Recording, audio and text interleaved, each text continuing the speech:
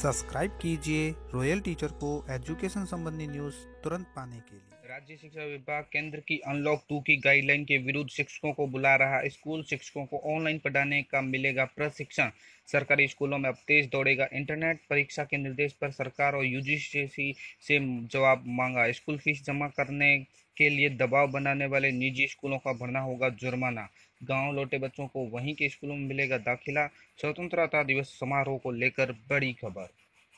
जी हाँ साथियों, बात करें आज की पहली खबर की तो परीक्षा के निर्देश पर सरकार और यूजीसी से जवाब मांगा है। कोरोना महामारी के चलते सितंबर के अंत तक अंतिम वर्ष के छात्रों की परीक्षा अनिवार्य तौर पर कराने के लिए विश्वविद्यालय और कॉलेजों को जारी दिशा निर्देश पर उच्च न्यायालय ने बुधवार को केंद्र सरकार और यूजीसी से जवाब मांगा है। न्यायालय ने विश्वविद्यालय अनुदान आयोग यानी यूजीसी द्वारा अनिवार्य तौर पर परीक्षा कराने को लेकर जारी दिशा निर्देशों को चुनौती देने वाली याचिका पर दिया। जस्टिस जयंत नाथ ने सरकार और यूजीसी को 2 सप्ताह के भीतर जवाब देने को कहा है। मामले की अगली सुनवाई 4 अगस्त को होगी। दिल्ली विश्वविद्यालय के छात्र कबीर सचदेवा ने सितंबर के अंत तक परीक्षा कराने के लिए जारी दिशा निर्देश को रद्द कराने की मांग की थी। सुनवाई में सितंबर के अंत तक परीक्षा कराने का दिया गया है निर्देश। यूजीसी के इस निर्देश के खिलाफ याचिका दायर की गई थी। बात करें अपनी अगली खबर की तो स्कूल फीस जमा करने के लिए दबाव बनाने वाले निजी स्कूलों को भरना होगा जुर्माना, प्रबंधक को हो सकती है जेल। लॉकडाउन के चलते बच्चों की स्कूल फीस नहीं जमा करा पा रहे अभिभावकों को बड़ी राहत मिली है। जिला बेसिक शिक्षा अधिकारी ब्रजभूषण चौधरी ने निर्देश जारी करते हुए कहा है कि कोई भी स्कूल अभिभावकों पर फीस जमा करने के लिए दबाव नहीं बना सकता। उन्होंने कहा है कि फीस के लिए दबाव बनाने वाले स्कूलों पर जुर्माना लगाया जाएगा। इसके साथ ही स्कूल प्रबंधकों को जेल भी हो सकती है। इस मामले में जिला शिक्षा अधिकारी ने सख्ती दिखाते हुए खंड शिक्षा अधिकारियों को अपने अपने क्षेत्र के निजी स्कूलों पर नजर बनाए रखने के लिए निर्देश दिए हैं। साथ ही दोस्तों बात करें कि निजी स्कूल 25% फीस कटौती पर भी सहमत हुए हैं। सीबीएसई से संबंध प्राइवेट स्कूल संचालकों की बैठक बिहाड़ी शिक्षा न्याय के अध्यक्ष जयदीप बिहानी की अध्यक्षता में हुआ।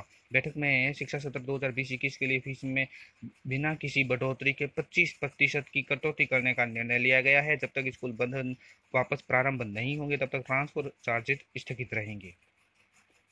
सरकारी स्कूलों में अब तेज दौड़ेगा इंटरनेट। जिले के सरकारी स्कूलों में जल्द ही बच्चों को तेज गति से इंटरनेट की सुविधा मिलने लगेगी। इसके लिए प्रदेश भर में ग्राम पंचायत स्तर पर स्थापित राजकीय विद्यालयों को फाइबर टू होम कनेक्टिविटी से जोड़ा जाएगा। इस संबंध में शिक्षा परिषद के राज्य परियोजना निदेशक अभिषेक बाघोतिया ने आदेश जारी किए। हालांकि इसके लिए कोई बजट अभी तक निर्धारित नहीं किया गया है। इसका उद्देश्य भारत नेट कार्यक्रम के तहत प्रत्येक ग्राम पंचायत विद्यालय को फाइबर टू होम कनेक्टिविटी से जोड़ना है।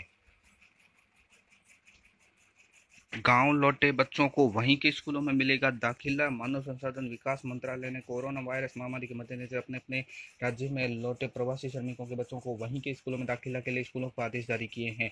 मंत्रालय ने आदेश दिया है कि वैसे विद्यार्थियों को बिना कागजात स्कूलों में दाखिला दिया जाए। मानव संसाधन विकास मंत्रालय ने राज्यों के लिए जारी दिशा निर्देश में कहा है कि पूरी तरह से सतर्कता बरती जाए। बच्चों का नाम स्कूल से नहीं काटा जाए क्योंकि उनके किसी भी समय लौटने की हमेशा संभावना रहती है। उनकी संख्या कक्षावार रूप से शिक्षा महानिदेशक को बताई जा सकती है। उन्हें मध्याह्न भोजन, पुस्तकों, पोशाकों के वितरण से जुड़ी लागत की भरपाई की जा सके। बात करें अपनी अगली खबर की तो राज्य शिक्षा विभाग केंद्र की अनलॉक 2 की गाइडलाइन के विरुद्ध शिक्षकों को बुला रहा है। स्कूल शिक्षा विभाग में 4 लाख स्टाफ कोरोना काल में जा रहे हैं। स्कूल शिक्षक संगठनों का वर्क फ्रॉम होम के ही सही है। वैश्विक महामारी कोविड-19 के बढ़ते प्रभाव के बावजूद केंद्रीय गृह मंत्रालय की ओर से जारी की गई अनलॉक 2 की गाइडलाइन में शिक्षा विभाग से जुड़े दिशा निर्देशों की राज्य में अधूरी पालना की जा रही है। राज्य शिक्षा विभाग गाइडलाइन के विरुद्ध शिक्षकों को वर्क फ्रॉम होम की बजाय स्कूल बुलाया जा रहा है। इस गाइडलाइन में 31 जुलाई तक सभी स्कूल, कॉलेज, शिक्षण संस्थानों, कोचिंग को बंद करने के निर्देश की पालना करते हुए राज्य सरकार ने सभी शिक्षण संस्थानों को 31 जुलाई तक बंद रखा है। लेकिन स्कूल और कॉलेजों के स्टाफ शिक्षक को बुलाया जा रहा है, जबकि केंद्रीय मानव संसाधन विकास मंत्रालय की ओर से शिक्षक स्टाफ को वर्क फ्रॉम होम के जरिए कार्य करवाने के निर्देश दिए गए हैं। केंद्रीय गाइडलाइन की अधूरी पालना करने और स्कूल स्टाफ के कोरोना पॉजिटिव होने के प्रकरण का सामने आने के बाद अब शिक्षक प्रतिनिधि की ओर से शिक्षक एवं स्टाफ को शिक्षण संस्थानों में नहीं बुलाकर वर्क फ्रॉम होम करवाने की मांग उठाई जा रही है। दरअसल केंद्रीय गृह मंत्रालय की ओर से 29 जून को अनलॉक 2 की गाइडलाइन जारी की गई थी, जिसमें 31 जुलाई तक सभी शिक्षण संस्थानों को बंद रखे जाने के लिए कहा गया था। इसके बाद राज्य में शिक्षण संस्थानों के विद्यार्थियों को आने पर तो रोक लगा दी, लेकिन शिक्षक और स्टाफ को बुलाया जा रहा है। जबकि एमएचआरडी ने 6 जुलाई को पत्र में सभी राज्यों के मुख्य सचिवों को पत्र लेकर केंद्रीय गाइडलाइन के मुताबिक शिक्षण संस्थानों को बंद रखते हुए स्टाफ को नहीं बुलाने हुए वर्क फ्रॉम होम से कार्य करवाने संबंधी निर्देश दिए हैं। वर्क फ्रॉम होम ही बेहतर है। स्कूलों में 4 लाख से ज्यादा स्टाफ है।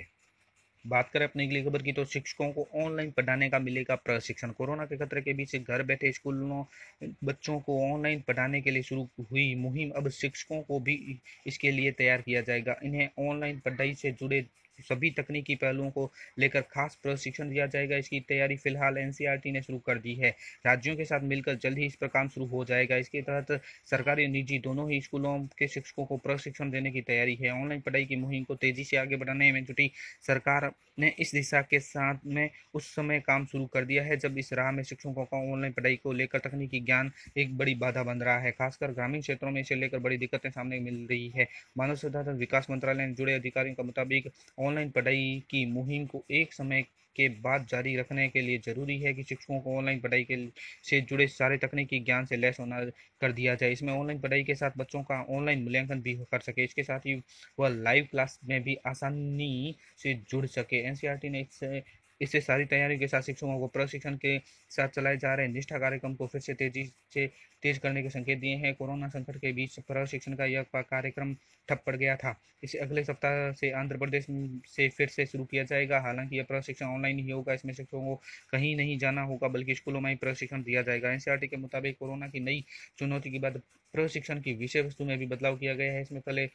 डिजिटल मुकाबले इसमें पहले मुकाबले ऑनलाइन और डिजिटल लर्निंग पर ज़्यादा फोकस किया जा रहा है। इसके साथ ही सीबीएसई ने अपने से संबंधित स्कूलों के शिक्षकों को प्रशिक्षण देने की योजना पर काम कर रही है। ऑनलाइन पढ़ाई की मुहिम को आगे बढ़ाने में जुटे मंत्रालय ने मंगलवार को ऑनलाइन पढ़ाई के घंटे भी तय किए हैं। इसके तहत बच्चों को सिर्फ 3 घंटे ऑनलाइन पढ़ाया जा सकता है। एनसीईआरटी तैयार कर रहा है विस्तृत प्लान, जल्द राज्यों के साथ होगी शुरुआत। सभी सरकारी निजी स्कूलों के शिक्षकों को प्रशिक्षण से जोड़ने की है तैयारी। स्वतंत्रता दिवस को लेकर एक बड़ी खबर सामने आ रही है। फर्स्ट इंडिया न्यूज की खबर है कि स्कूली बच्चों का सांस्कृतिक समारोह नहीं होगा इस बार। केंद्र की गाइडलाइन अनुसार संबंधित विभागों को निर्देश जारी। सीएस की अध्यक्षता में हुआ निर्णय। फाइल पर निर्देशों का हुआ अनुमोदन। संगीत नाटक अकादमी द्वारा होगा सांस्कृतिक कार्यक्रम। सोशल डिस्टेंसिंग का ध्यान रखते हुए होंगे कार्यक्रम।